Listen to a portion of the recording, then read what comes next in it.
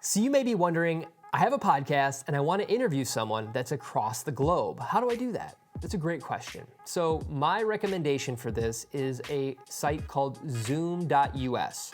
So Zoom is a video conferencing software. It's very robust and easy to use that allows you to start a meeting, invite someone to that meeting, and then record your conversation.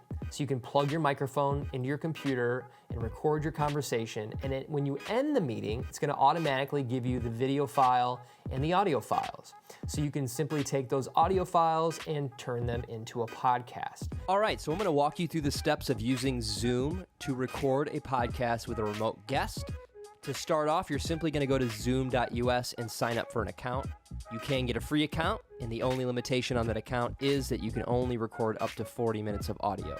If you need more time than that, you can either upgrade or you can schedule multiple calls to capture all the audio you need.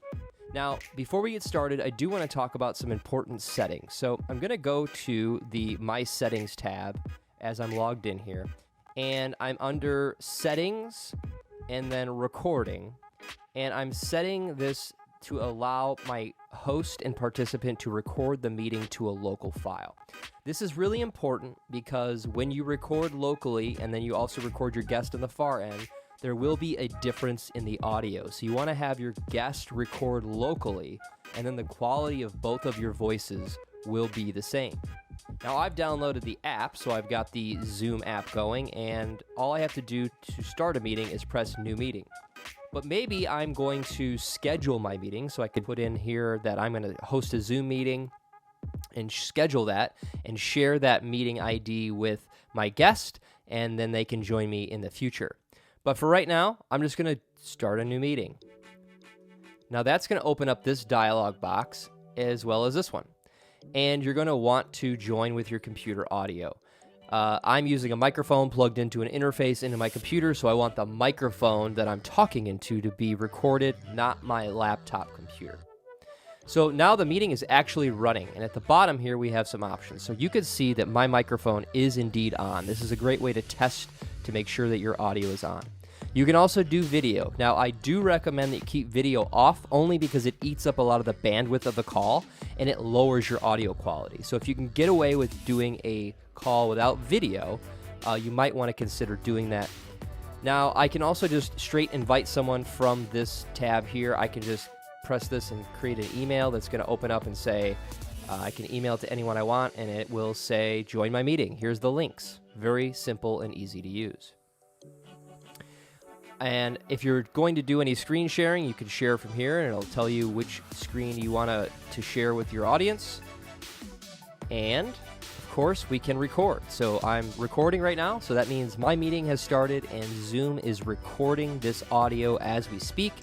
So I will record this for a couple more moments as I talk to you about a couple other extra settings that you want to set up. So in the actual app itself, I'm going to go to Preferences. And you can see here I can test my mic and do things like that. But I'm going to go to Recording. This allows me to pick where I want my recordings to be stored at the end. And there's a couple settings that I like to be checked off. So record a separate audio file for each participant. This is very important. Otherwise, it's going to give you one file for both you and your guest, and you'll have less control in the editing process. So you want to make sure that you get a separate audio file for each participant.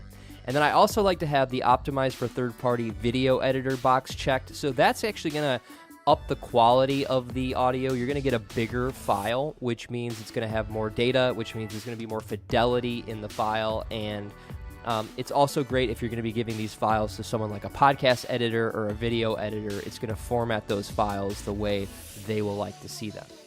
Okay. So I can just imagine that my podcast has been recorded. I've edited the show here, and now I can either press stop recording or end meeting. So I'll just press stop recording, and I'm going to press end meeting and end meeting for all.